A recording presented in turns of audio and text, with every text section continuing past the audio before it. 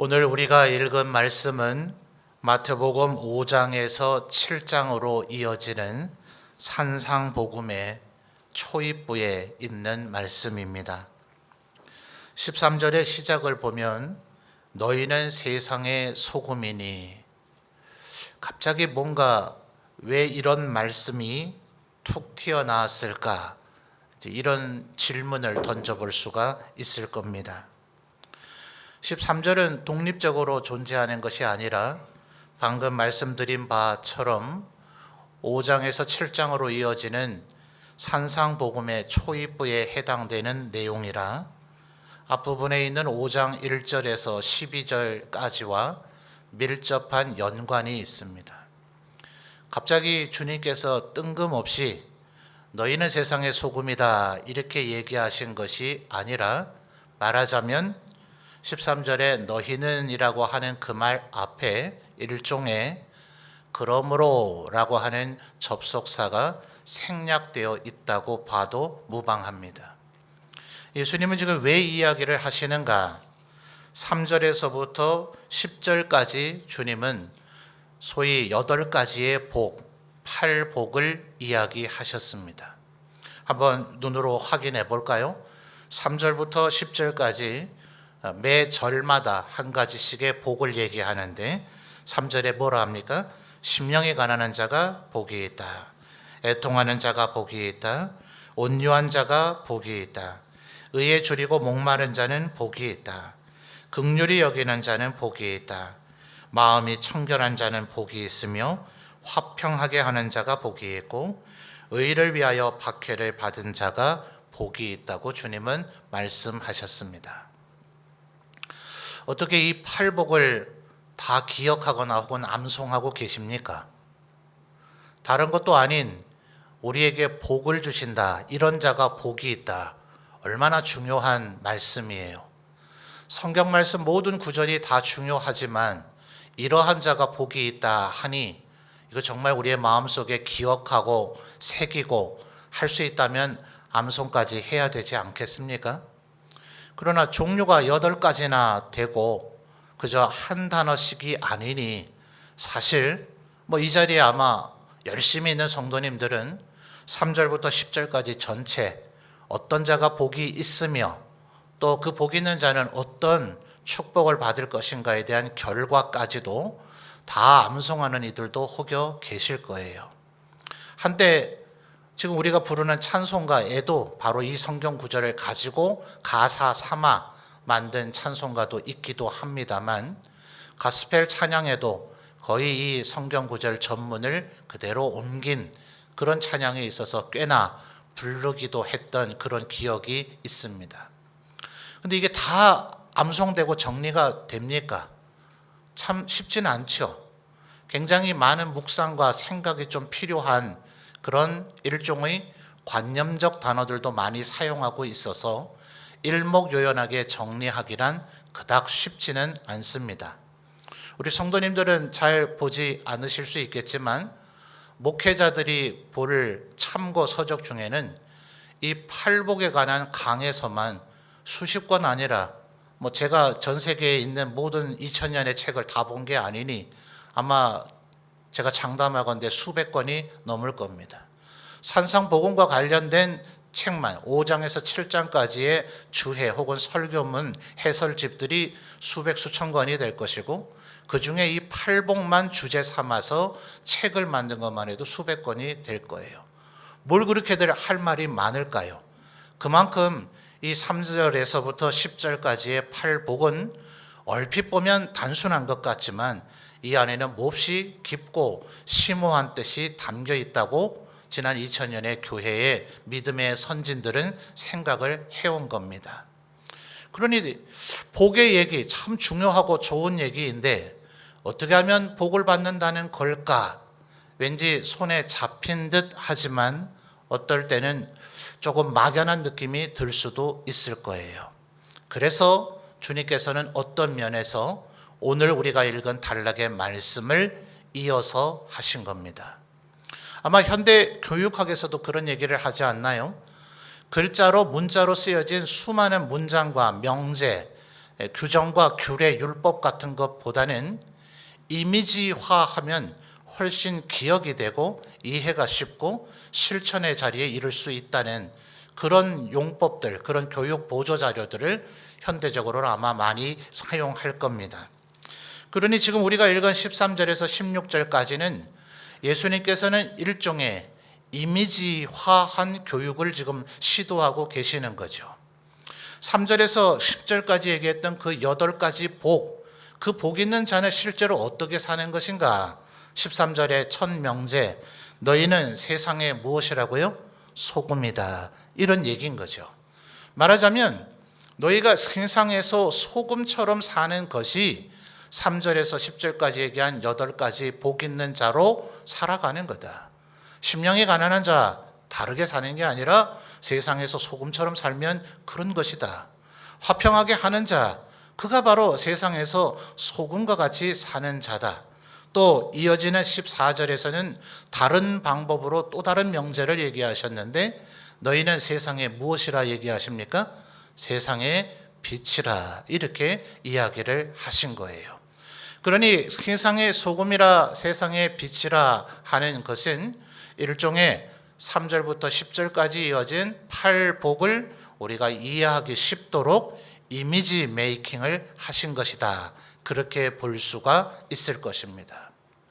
그렇다면 우리는 한 발짝 먼저 물러나서 예수님의 지금 5장에서 7장까지는 산상복음이라 해서 어떤 신학자들은 복음 중에 복음이다 이렇게 이야기합니다. 말하자면 만약 여러분이 마태마가 누가 요한 4권의 복음서를 다 읽을 시간이 없다면 그걸 모두 다 이해하고 정리하기가 어렵다면 5장부터 7장까지만 읽으라.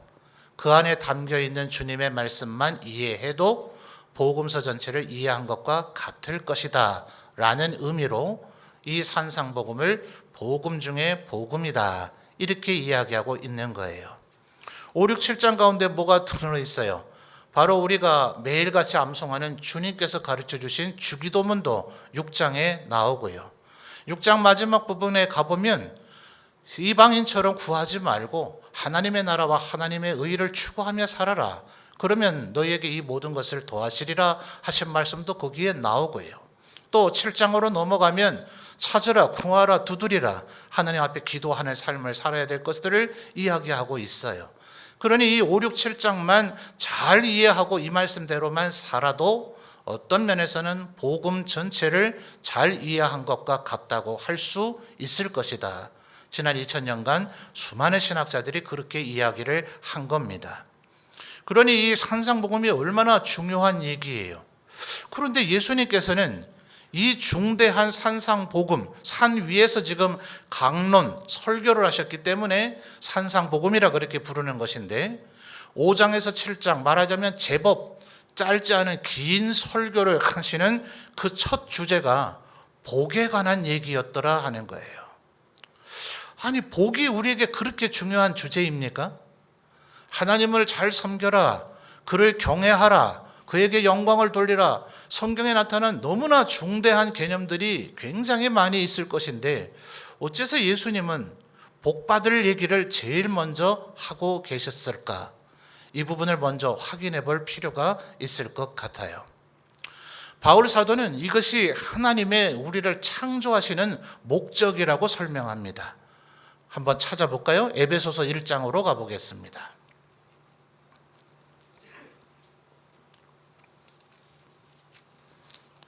신약성경 310페이지 에베소서 1장 3절에서 4절 말씀을 읽어보겠습니다.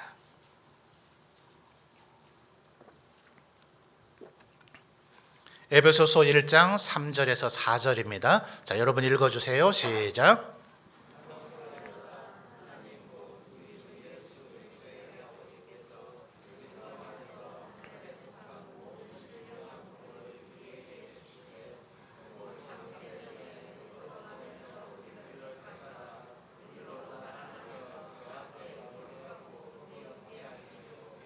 아멘. 자, 이어지는 그 연결고리 논리적 구조가 이렇습니다. 4절을 보시면 성부 하나님께서 창세 전에 그리스도 안에서 우리를 뭐 하셨다고요? 택하셨다. 그래서 이것을 하나님의 선택이라고 얘기하고 선택할 것을 예정하셨으니 이것을 하나님의 예정이라 5절에 예정이란 단어가 이어서 나오죠. 그런데 뭐 때문에 우리들 가운데 누군가를 선택하시고 예정하셨는가? 3절 하반절에 뭐라고 얘기합니까? 그리스도 안에서 하늘에 속한 모든 신령한 무엇을요? 복을 우리에게 주시려고. 이게 하나님의 우리를 선택하시고 예정하신 목적이었다는 거예요. 이렇게 생각하니 사실은 복이 그렇게 단순하고 작은 주제가 아니네요. 자, 그러면 바울 사도는 도대체 무엇을 근거로 하나님께서 이렇게 하셨다고 이야기를 하셨을까요?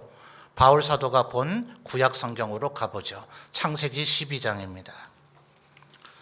창세기 12장 2절과 3절은 아마 신앙생활을 조금 하신 우리 성도님들은 다 암송조차 할 정도로 익숙한 말씀일 거예요.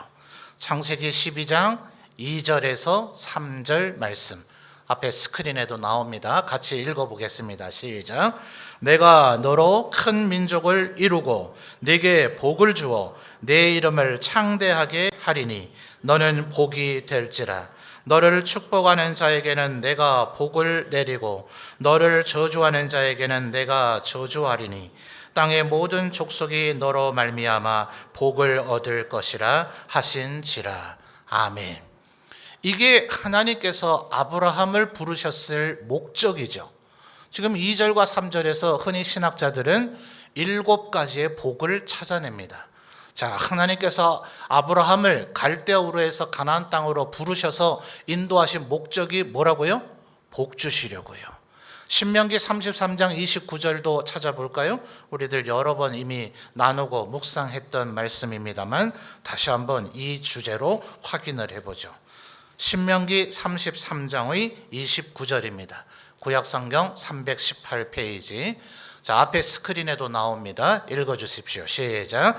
이스라엘이여 너는 행복한 사람이로다. 여호와의 구원을 너같이 얻은 백성이 누구냐? 그는 너를 돕는 방패시요 내 영광의 칼이시로다. 내 대적이 내게 복종하리니 내가 그들의 높은 곳을 밟으리로다. 아멘. 자, 이것은 모세가 지금 설교하고 있는 내용이죠. 33절의 상반절에서 모세가 뭐라고 단언합니까? 이스라엘이여 너는 뭐라고요? 행복한 사람이다. 왜냐하면 그 전에 그 후에 이유를 설명하죠. 여호와의 구원을 너같이 얻은 백성이 누구냐? 그리고 하나님은 너를 돕는 방패가 되실 것이고 네 영광의 칼이시고 장차 네 대적을 네 앞에 복종하게 하실 것이니 너 말고 누가 더 복을 받은 자라 할 수 있겠느냐. 그러니 하나님의 백성이야말로 복받은 사람, 행복한 사람이라고 이야기하고 있는 거예요. 그러니 사실은 에베소서 1장의 바울 사도는 갑자기 자신이 무슨 생각하고 묵상해서 그런 에베소서의 편지를 기록한 것이 아니라 그가 구약 성경을 읽고 또 다메섹에서 예수 그리스도를 만난 후 아라비아 광야에서 3년 이상 신령한 계시들을 받으며 하나님의 말씀에 대한 올바른 이해가 있자 삼위일체 하나님께서 우리에게 간절히 주기를 원하신 것은 복이구나 하는 것을 그가 깨달음으로 에베소서 1장 3, 4절에서 하나님께서 창세전에 우리를 선택하시고 예정하신 목적 자체가 뭐였다고요? 하늘의 모든 신령한 복을 주고자 하신 것이다. 사실 성경에서 이 복이라고 하는 단어 혹은 행복이라고 하는 단어를 찾아서 하나님의 우리를 향하신 뜻이 어떠한가를 찾아보려면 오늘 하루 종일 찾아도 시간이 부족할 거예요.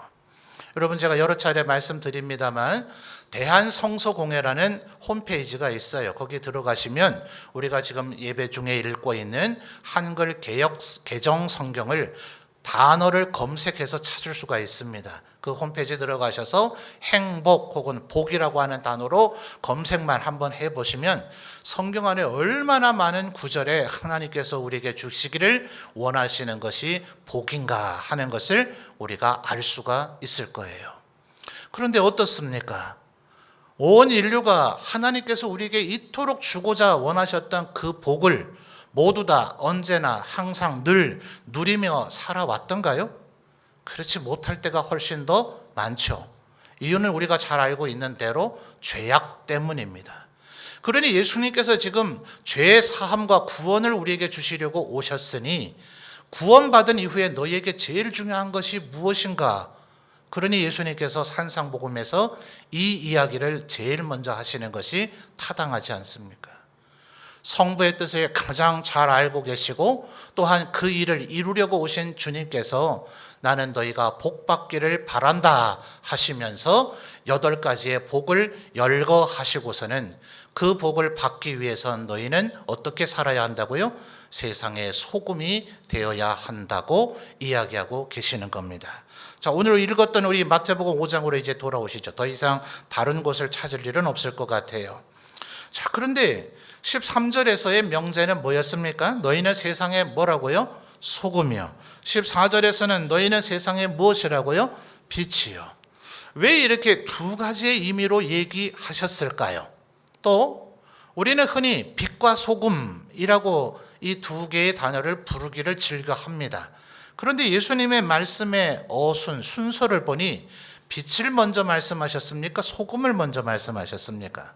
소금이죠. 소금을 먼저 얘기하시고선 빛을 얘기하셨다. 왜 이러셨을까? 먼저 이 2 개념의 공통점을 한번 살펴볼까요? 소금과 빛은 무엇을 위해 존재할까요? 그 자신을 위해 존재합니까? 아니면 대상을 위해서 존재합니까? 대상을 위해서 존재하는 것이 소금과 빛이죠. 13절에서도 그런 얘기를 하죠. 너희는 세상의 소금이니 소금이 만일 그 무엇이요? 맛을 잃으면 무엇으로 짜게 하리요. 소금의 기능이 우리는 흔히 짜게 한다라고만 생각하지만 본질적인 것은 맛을 내는 겁니다. 짠맛이 주로 소금의 역할로 이해되기는 합니다만 여러분, 제 부모님이 겪었던 일화가 저에게는 늘 기억이 나요. 부모님께서 아버지가 목회자가 되기 전에 젊으셨을 때는 교사이셨는데 특별히 선교사님들이 우리 1950년에 우리나라에 있었던 한국 전쟁으로 생겨진 전쟁 고아들을 돌보기 위한 학교를 지금의 경산시에 세웠던 적이 있어요. 바로 그곳에서 아버지께서 교편을 잡고 먼저 젊을 때 생활을 하셨는데 그러다 보니 교사들 중에 적지 않은 인원이 선교사님들입니다. 그들과 함께 생활을 하고 학생들을 가르치고 학생들도 고아이다 보니 기숙사 형태로 학교가 운영이 되고 있어서 거의 공동생활하는 그런 개념이죠. 그런데 어느 날 선교사님 집에서 이제 함께 뭔가를 먹게 되는데 수박을 드셨다 해요. 그런데 이 수박에 선교사님들이 소금을 뿌려가지고 주시더라는 거예요. 아마 오늘날에는 과일이든 어떤 농작물이든 농사 기술도 많이 발전하고 또 그 품질, 열매들의 품질을 좋게 하는 방법들이 많이 발전해서 어느 과일이든 요즘은 맛없는 과일을 먹게 되기가 오히려 어렵지 않습니까? 근데 연세 많으신 분들은 어떠셨어요? 이 분명히 겉으로 볼 때는 맛있어 보였는데 수박 삼각꼴로 한번 따게 보고 사야 되죠. 그래서 맛을 보고 사야 되지. 안 그러면 사왔다가 짜갈라 보면 이건 뻘겋게 되지도 않았고 색깔은 뻘겋더라도 이게 무인지 뭔지 그럴 정도로 맛이 없는 수박도 들어있지 않아요. 그런데 아무리 그럴지라도 거기에 소금을 뿌리다니 무슨 장아찌도 아니고 말이에요. 근데 부모님이 선교사님이 권하는 거니 거절할 수가 없어서 맛을 봤더니 달더라는 거예요. 소금을 뿌리면 짤 것 같지만 소금은 지금 13절에 소금이 만일 그 무엇을 잃으면요? 맛을 잃으면요. 물론 젓갈 담그듯이 많이 치면 짜겠죠. 모르겠어요. 그렇게까지는 제가 해본 일도 없어서요. 혹시 커피를 태워 드실 때도 블랙이든 설탕을 조금 가미한 커피든 거기에 소금을 소량을 한번 넣어보세요. 아마 맛이 훨씬 극대화된다 그래요. 그러니까 소금은 우리가 흔히 맛을 보는 걸 5가지 맛이라고 이야기하지 않습니까? 짠맛만을 내는 기능이 있는 것이 아니라 다른 맛을 더 강화시키고 극대화시키는 기능이 있다 하는 거예요. 그런데 만약 말입니다. 이 소금이 우리의 눈에 보이는 형태로 존재하고 있다면 그 그 음식이든 무엇이든 그 안에 소금의 양이 부족한 것입니까? 적당한 것입니까? 아니면 과다한 겁니까? 과다하죠? 아마 된장 같은 것을 담을 때도 소금의 양이 너무나 과다하면 된장 표면 위에 아마 소금의 결정이 이렇게 드러나게 되어질 거예요. 혹시 요즘은 고기도 두껍게 썰어서 덩어리로 구워가지고 썰어서 먹는 이런 게 조금 유행을 하지 않습니까? 보니 그런 고기 덩어리에다가 굵은 입자가 된 소금을 듬뿍듬뿍 뿌려 놓으면 보기에는 굉장히 먹음직스럽게 보이죠. 근데 실상은 어때요? 그 굵은 소금이 고기 표면 안으로 다 녹아들기를 기다렸다가 굽는 그런 인내심 많은 한국인은 드물죠. 아마 보자마자 그대로 불 위에 올려놓고 구우실 터인데, 그러다 보면 소금은 튕겨 나가기 일쑤이고 혹여 소금이 끝내 고기 표면에 붙어 있다 하더라도 덩어리째 뜯어먹는 분은 잘 없잖아요. 그러니 고기를 자르다 보면 소금이 박혀 있었던 그 부분은 굉장히 맛이 좋겠지만 소금이 흡수되지 않은 부분은 완전히 간이 되지 않은 맹탕이 되어 버리겠죠. 소금은 눈에 보이는 형태로 있으면 제 역할을 못한 거죠. 그 안에 충분히 녹아들어서 골고루 스며들어 있을 때라야 비로소 그 맛을 내게 되기 때문에 소금으로 산다 하는 것은 우리가 드러나지 않아야 함을 얘기하고 있는 겁니다. 우리 스스로를 위해서 존재하는 것 아니라 우리의 대상 그 어떤 누군가 이 세상에 맛을 내고 짠맛을 잃어버리지 않도록 하는 섬김과 희생의 삶을 얘기하고 있는 것인데, 주님은 지금 뭐 때문에 얘기를 하신다고요? 이렇게 하는 자가 복을 받을 것이다. 지금 3절에서 10절까지 얘기했던 그 팔복, 그게 너무나 복잡하고 관념적인 단어라서 난해하고 어렵게 여겨질 터이니 내가 한마디로 줄여서 너희들이 이해되도록 설명해 주마. 복을 받기를 원하느냐? 그렇다면 소금처럼 살라. 지금 이렇게 얘기를 하고 계신 거예요. 여러분, 빛도 마찬가지입니다. 빛이 비추어져야 그것이 의미가 있는 것이지 빛 자체가 의미가 있는 것은 아니겠죠. 빛 자체가 의미가 있다면 태양이 하나 있는 것보다 10개, 100개, 1000개가 있는 게 좋지 않겠어요? 빛 자체가 만약 의미가 있는 것이라면요. 만약 그렇게 된다면 이 지구는 불바다가 되어져 버릴 겁니다. 빛이 우리에게 비춰짐으로써 우리가 유익을 보고 우리가 행복해지고 세상이 아주 조화롭게 잘 곡식도 잘 연걸어지고 그런 일들이 일어나는 것이지, 태양 자체가 의미가 있는 것이 아니라 태양의 그 빛이 우리에게 비춰짐으로써 그 의미가 극대화되어진다 하는 거죠. 그러니 이 소금과 빛은 우리 스스로를 위해서 우리는 존재하는 이가 아니라 이 세상을, 13절과 14절 다시 한번 확인해 보십시오. 너희는 교회의 소금이니 라고 얘기하지 않았고요. 너를 위한 소금이니 라고 얘기하지도 않았습니다. 우리끼리의 소금이라고 얘기하지도 않았고, 너희는 어디의 소금이라고요? 세상의 소금이라고요. 14절도 너희는 어디의 빛이라고요? 세상의 빛이라고요. 우리가 생각할 때 일반적인 세상이란 단어는 우리 모두가 함께 어울려 살고 있는 이 국가, 사회, 이 공동체를 의미하는 것 같지만, 성경에서 세상이라는 단어를 사용할 때는 제가 이미 여러 차례 설명드린 바가 있습니다. 하나님을 대적하고 하나님을 모르며 하나님의 뜻을 거스르는 죄악된 영역을 성경은 흔히 세상이라 이렇게 얘기합니다. 요한복음 3장 16절에서도 그 단어를 사용하죠. 하나님이 무엇을 이처럼 사랑하사 독생자를 주셨다고요? 세상을요, 세상. 바로 하나님을 대적하고 하나님을 거스르며 하나님을 모르는 그 영역, 우리는 우리끼리의 소금, 나를 위한 소금, 나를 위한 빛이 아니라 세상의 소금이 되고 세상의 빛이 되는 것, 이것은 희생하는 삶인 것 같고 우리가 섬기는 삶인 것 같지만 3절에서 10절까지 주님은 뭐라고 얘기하셨다고요? 이것이 바로 복받는 길이다. 그 생각을 가지고 3절에서 10절까지의 팔복을 다시 한번 보십시오. 첫 번째 3절 뭐라 얘기했어요? 심령이 가난한 자.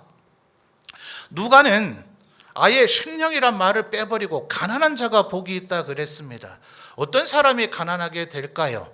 우리 연초에 살펴본 말씀들 가운데서는 바울 사도처럼, 또 아브라함이 애굽을 다녀오고 나서 깨달았던 것처럼 하나님께서는 우리의 모든 것을 책임지신다. 그러므로 바울 사도는 빌립보서 4장에서 뭐라 했다고요?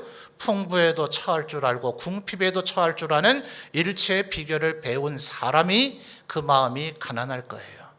그걸 배우지 못한 사람은 가난하면 죽는다, 돈이 없으면 죽는다, 물질이 없으면 죽는다 싶으니 지금 당장은 가난한 형편에 처해 있을지라도 끊임없이 돈을 사랑함으로, 돈을 사랑함에 일만하게 뿌리가 되어져 그는 죄에 깊이 빠진 인생을 살 수밖에 없을 것이고, 돈을 끊임없이 얻고자 하는 그 마음 자체가 탐욕이며 그 탐욕이 그로 하여금 끊임없이 욕망 속으로 그를 사로잡혀서 죄와 사망의 자리에 이르게 만들어 버릴 거예요.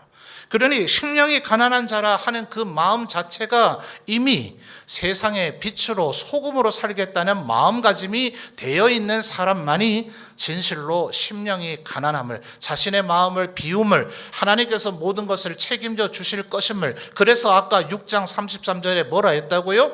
너희는 먼저 하나님의 나라와 하나님의 의를 구하라. 그리하면 이 모든 것은 하나님께서 알아서 너희에게 채워주실 것이다. 이것을 믿는 사람의 마음의 상태가 진실로 심령이 가난한 자인 거죠. 애통하는 자도 다른 일을 향한 마음입니다. 자신의 마음이, 자신이 지금 억울한 일을 당하면 울화가 터지고 화병이 도지고 불만과 불평, 원망을 갖게 되고 다른 사람을 시기 질투하거나 질시하고 미워하는 마음이 사로잡히게 되지, 애통이라 하는 것은 다른 사람의 가련함을 보고 내가 느끼는 아픈 마음을 얘기하고 있는 겁니다. 온유한 분도 그러하고 6, 7, 8, 9절, 10절에 나타나는 이 모든 말씀들이 결국은 다른 사람을 내가 어떻게 하면 섬길까, 그를 어떻게 하면 이 하나님의 축복된 자리에 그도 이르게 할까 하는 사랑과 희생과 섬김의 마음이 그의 마음에 흘러 넘칠 때 이 팔복에 설명되고 있는 마음이 그의 마음속에 자리 잡게 되는 거예요. 그러니 3절에서 10절까지 그 말씀이 조금 난해하고 장황하고 이해하기 어렵다면 소금처럼 살라, 빛으로 살라 하신 이 말씀을 마음에 꼭 새기시는 우리 성도들이 되시기를 바랍니다. 여러분, 그러면 왜 예수님께서는 소금을 먼저 얘기하고 빛을 얘기하셨을까요? 자, 이 소금이 된다 하는 것, 아까 말씀드렸듯이 소금은 결정체로 드러나게 존재되면 안 된다. 그 음식이든 대상이 무엇이든 간에 그 안에 녹아 들어가서 그 안에 있든지 없든지 그런 형태로 존재해야 그것이 진정의 소금의 역할이고 그것이 맛을 내게 하며 짠맛을 유지하게 되는 소금의 역할이다 하는 겁니다. 그런데 그럴지라도 소금이 있음을 모를 방법이 있습니까? 간혹 여러분 전혀 간이 되어 있지 않은 음식을 한번 드셔본 적이 있나요? 좀 저염식을 먹어야 된다 싶어서 소금을 안 먹어야지, 그래야 건강해진대더라 이래가지고 한번 해보십시오. 오늘 집에 가서 한번 실험을 해보세요. 소금을 전혀 넣지 않고 음식을 조리해서 볶든지 삶든지 굽든지 해가지고 한번 드셔보십시오. 혹시 바닷물에서 갓 건져낸 해산물이 아니라면, 누구라도 미각이 마비된 사람이 아니라면 소금을 치지 않았음을 알게 될 겁니다. 표시가 나야 합니까? 아니요, 압니다. 먹어보면 압니다. 그 공간에 있으면 압니다. 드러내고 티내고 여기에 내가 소금이 있노라 주장하지 않아도 압니다. 소금이 있는 곳에서는 반드시 이곳에 소금이 있구나 하는 것을 알게 됩니다. 그러므로 그는 마치 감출래야 감출 수가 없는 14절에 얘기하는 빛과 같은 거예요. 감춰질 수가 있습니까? 14절에 뭐라 그래요? 너희는 세상의 빛과 같을 거라서, 다른 말로 하면 산 위에 있는 동네와 같을 거라서 절대로 감춰지지 못할 것이다. 무엇으로 살 때요? 소금으로 살 때요. 소금으로 살면 자동적으로 제발 빛나려고 하지 마라. 세상의 사람들처럼 스타가 되려고 하지 마라. 출세하려고 하지 마라. 자기를 드러내고 교만한 자가 되려고 하지 마라. 그저 소금이 되는 것에 너희의 목숨을 걸어라. 그러면 소금만 된다면 너희가 그곳에 있음을 감출래야 감출 수가 없을 것이고 사람들이 모를래야 모를 수가 없을 것이며, 너희들이 스스로 그것을 원하지 않는다 하더라도 너희들은 결국 빛과 같이 빛나는 존재가 될 수밖에 없을 것이다 라고 주님은 논리적으로 얘기하고 계신 거예요. 그러니 우리가 마음속에 품어야 될 것 뭡니까? 소금이 되자. 소금이 되자. 이렇게 마음을 먹고 소금으로 살아간다면 여러분이 이 세상을 비추는 빛이 될 겁니다. 여러분, 그리스의 철학자가 뭐 그런 사람이 있었다 하더만요. 알렉산더 대왕이 아마 그리스를 통합하고 이제 대제국을 건설할 때였는가요? 아마 여전히 세상은 많이 혼탁하고 어지러웠겠죠. 대낮인데도 그가 촛불을 하나 켜들고 길을 걷더랍니다. 빛이 있어야 되는 거죠. 소금이 없으면 이 세상은 빛이 있어도 아무리 세상의 문명이 발달해도 우리의 손에 전부 다 스마트폰을 쥐고 있어서 모든 정보를 언제 어디서든 실시간으로 알 수 있는 그런 세상이 돼도 이제는 더 이상 음식물 쓰레기를 돈을 내고 버리라고 할 정도로 풍요로움이 흘러 넘치는 세상이 되어져도 소금이 없는 곳은 빛이 없는 것과 같은 어둠 속에 사람들은 갈급해하게 되어져 있다는 거예요. 하나님은 우리에게 복 주시기를 원하시는 줄 믿습니다. 우리가 복이 될 뿐만 아니라 아브라함에게 약속하셨던 내가 너희에게 복을 줄 터이니 이제는 너희가 세상에 복을 주는 복의 통로가 되라. 그 구체적인 방법은 소금이 되는 것이다. 그러면 너희는 세상의 빛처럼 빛나게 될 것이라고 예수님은 지금 얘기하고 계신 것입니다. 이 16절까지 이야기를 하시면서 16절을 다시 한번 주목해 보실까요? 여러분이 한번 읽어봐 주십시오. 시작.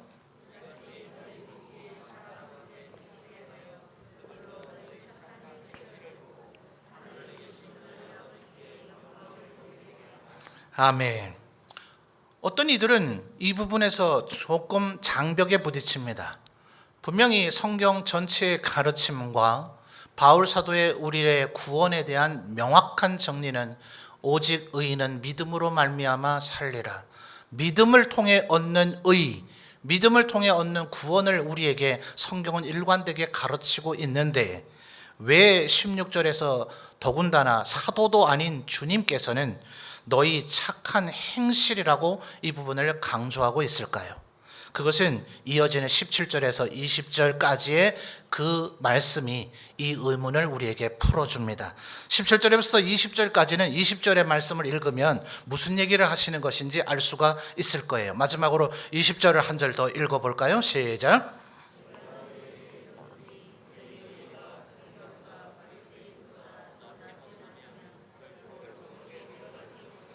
아멘. 아마 이 팔복에 대한 얘기나 우리가 찾아봤던 창세기나 신명기에 대한 얘기는 20절에 얘기하고 있는 서기관과 바리새인들은 너무나 명확히 알고 있었을 겁니다. 그들은 어쩌면 백성들에게 소금처럼 살자, 빛으로 살자라고 수없이 얘기도 했었을 것입니다. 그런데 주님은 뭐라고 얘기합니까? 20절에 너희 의가 서기관과 바리새인보다 더 낫지 않으면 그들은 알기는 아나 말로 말하기도 하고 다른 이들에게 가르칠 수 있는 능력까지도 있었으나 정작 그들은 소금으로 살지를 않았다. 그러니 너희들이 소금으로 살아야 착한 행실이 너희의 소금됨이 드러나야 너희 안에 믿음이 있음을 하나님께서 너희에게 복 주셨음이 드러나게 될 것이다. 주님은 이와 같은 논리로 이 말씀을 하고 계신 겁니다. 사랑하는 성도 여러분, 2022년 새해가 되었지만 우리는 여전히 여러 가지 어려움 속에서 살아가고 있습니다. 이럴 때 다시 한번 마음속에 다짐합시다. 하나님은 우리에게 복을 주시기를 원하시는 줄 믿습니다. 오늘도 우리에게 복 주시고자 안달나셨는 줄 믿습니다. 이미 그 복의 근원 되신 예수 그리스도를 우리에게 주셨고 그분은 우리의 마음속에 자정하셔서 우리를 떠나지 않고 계시니 이제는 우리가 소금으로 살면 그 복은 우리의 것이 되고 우리를 복의 근원이 되게 하며 우리로 다른 이들에게 복을 흘러가게 만드는 축복의 통로가 되도록 만들어 주실 줄 믿습니다. 하나님의 말씀을 마음에 새기고 주님이 나와 함께 하심을 믿으며 소금으로 살아가리라 다시 한번 다짐하고 결단하는 오늘이 되시기를 바랍니다.